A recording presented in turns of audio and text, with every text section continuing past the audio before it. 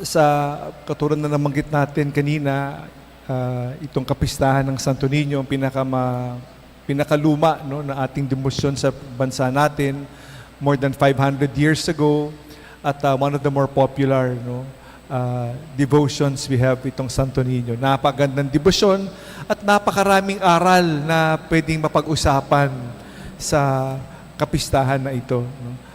Alam naman natin yung kwento ni Magellan, dumating dito, niregalo yung Santo Niño, binigay sa hari, si Haring Humabon. Yun yung kapistahan natin pagdiriwang. Dahil doon, mula noon, nagpapasalamat tayo sa dinalang pananampalataya sa atin. At dahil dito, pagnilaya natin ang anong maging anak ng, anong ibig sabihin ng kapistahan na ito. Kung papamagatan natin yung ating reflection, ang gusto kong ipamagat ay, no, diaper. Diaper, no? Mga diaper, di ba? Pag sinabi natin diaper, alam naman natin, remind us of what it is to be like a little child. Pero, no, kasi lahat tayo, para pumasok sa langit, kailangan tayo maging parang bata. We all have to be like little children.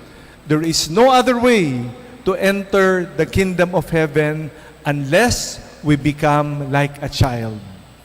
All of us, we have to be childlike. We have to be childlike. And a symbol of what it is to be childlike is a diaper. Pero, kukunti lang ang mga bata dito, itong kapistahan na ito, no? Pero, baka mas marami ditong kailangan ng adult diaper. No? Parang nakakahiya, di ba? Nasubukan ko mag-adult diaper, ano? Parang nakakapanibago, ang hirap, di ba? Pero, there is no escape.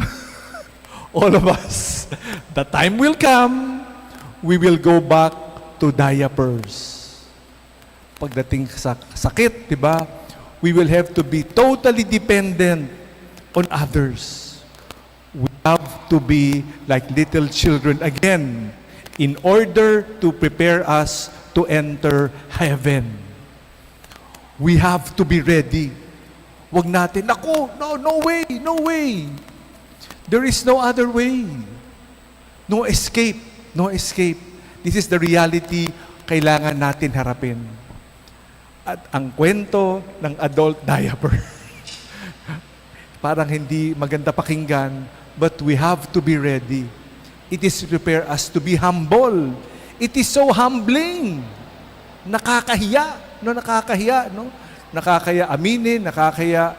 Pero it is what it is for us to be humble. Talaga naman, no?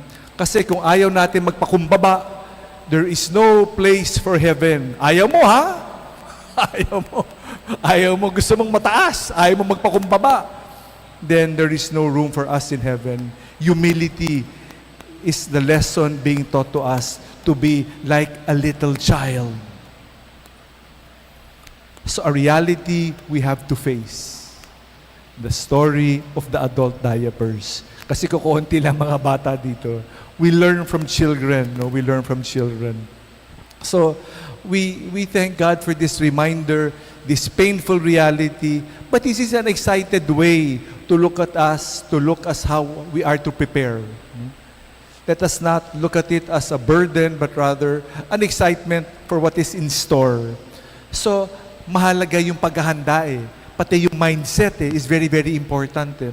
At pag dumating yung panahon na yan, ako, no, magiging masungit, mas masungit, di ba? At galit tayo sa mundo dahil sa mga pangyayari. It will come. Prepare for it. We have to be like a little child. No? Is one lesson we have to learn what it is to be childlike.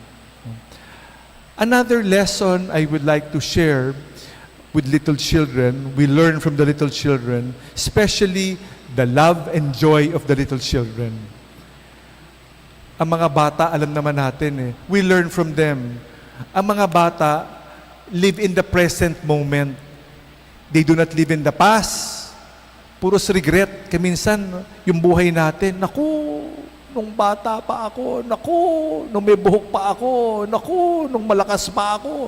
nung puros regret sa mga nakalipas. May nakita ba tayong bata na puros regret?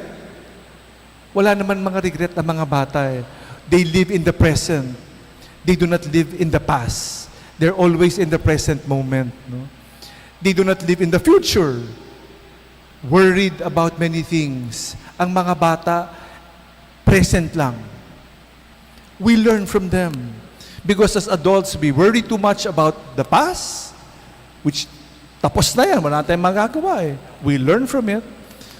We cannot cry over spilled milk, as the saying goes. We cannot keep worrying about the future. It does not exist. We worry, it will not bring us anywhere. We just have to learn from little children who live in the present moment. The love experience is in the present moment. Not past, not in the future, but now. We learn from little children. We learn from little children with the simple joys. No? Parang mababaw lang yung kaligayahan. No? Konting close open lang, no? Masaya na. Konting bulaga lang, no? Masaya na.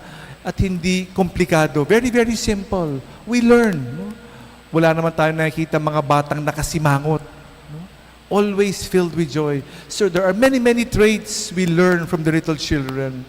And today, as we celebrate the feast of the child Jesus, we are reminded of our childlikeness. Not childishness, but to always be like little children. Because it will come. We have to be joyful. We have to trust in God. Full of trust, dependent on God. Loving, always loving.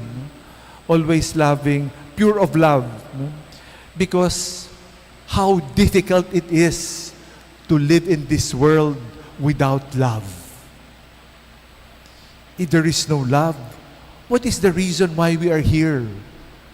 Ang bigat-bigat ng buhay pag walang pagmamahal. Pero pag may pagmamahal, katulad ng isang bata nagmamahal, simple lang ang buhay. Love reigns. Love rules. As we celebrate this great feast of the Santo Niño, we learn from the little children. We are always anak. We are always a child of God. A child of God. Let us relish that title, anak ng Diyos. Baliwala. At katulad na isang linggo, no, sana marinig natin. Ito yung ating kinulog. This is my beloved Son, in whom I am well pleased. Diba? Nung bininyagan si Jesus, yun ang tinig na bumaba mula sa langit. Sana marinig natin at maging kalugod-lugod tayong mga anak ng Diyos. Sa tulong at halimbawa ng isang Jesus, isang Diyos, nagkatawang tao, naging bata, naging sanggol, para turuan tayo paano mamuhay sa lupang ibabaw. Salamat sa Diyos. Salamat sa Diyos sa dakilang kapistahan na to. Viva Santo Niño! Pati ako walang kabuhay-buhay, kaya yung sagot niyo wala rin kabuhay-buhay. Viva Santo Niño! Viva! Viva Santo Niño! Viva! Salamat sa Diyos.